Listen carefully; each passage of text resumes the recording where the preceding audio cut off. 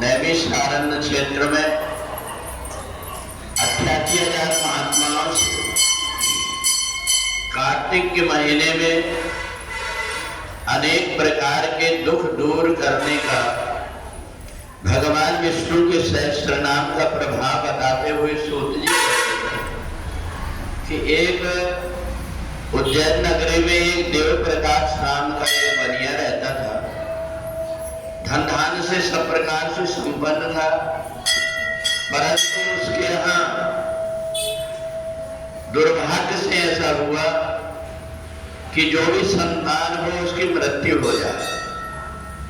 बनिया बड़ा परेशान हो गया, मैंने इतना धन संपत्ति कमाया परंतु मेरे बाद में मेरे वंश का सर्वनाश हो जाएगा ऐसा मान करके, और बड़ा चिंतित था। एक दिन कहीं से पत्नी ने देखा कि बहुत सी महिलाएं पूजन की थाली लेकर के भगवान के मंदिर जा रही हैं। उसने पूछा तो कहा ये कार्तिक का महीना है, भगवान विष्णु का विष्णु सहस्त्र नाम से अभिषेक होता है।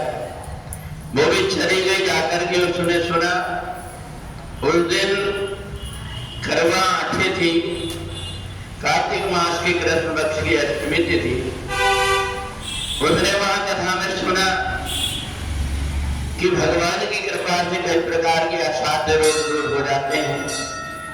पूर्व जन्म में जो हमारे भाग्य के कारण परेशानी हो रही है उसके कारण हमें जो विपदाएं आती है वो दूर हो जाती है, संतान के ऊपर आने वाला कष्ट दूर हो जाता है। तो उसने सुना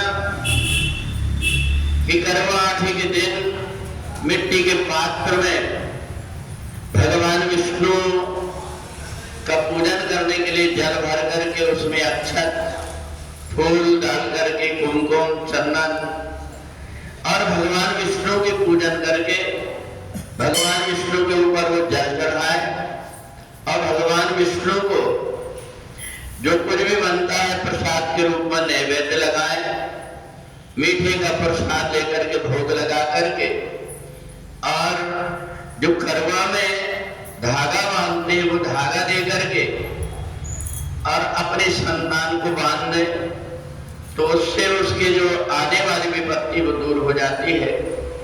तो उसने मन में विचार किया कि आज से मैं भी करवा अष्टमी का व्रत करूंगी, और उसने करवा लेकर के भगवान विष्णु का पूजन किया।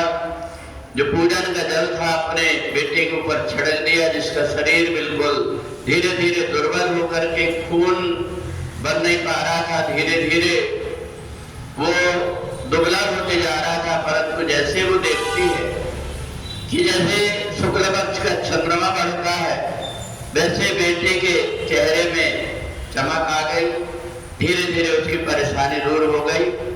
तो इसलिए सूत जी कहते हैं तब से कार्तिक मास के कृष्ण पक्ष की अष्टमी को करवा अष्टमी के रूप में मनाते हैं। संतान की दीर्घायु के लिए, स्वस्थ रखने के लिए व्रत माताएं करती भगवान विष्णु का पूजन करता है। जो भी इस व्रत को करते हैं उनके घर में सुख और शांति आती है। इसलिए कार्तिक का जो महीना है एक एक दिन की तिथियां अलग अलग प्रकार के महात्मा से भरी हुई है। इसलिए एक भी दिन जो भगवान विष्णु का पूजन कर लेता है वो सब प्रकार की विपत्तियों से छूट जाता है। बोले सच्चिदानंद भगवान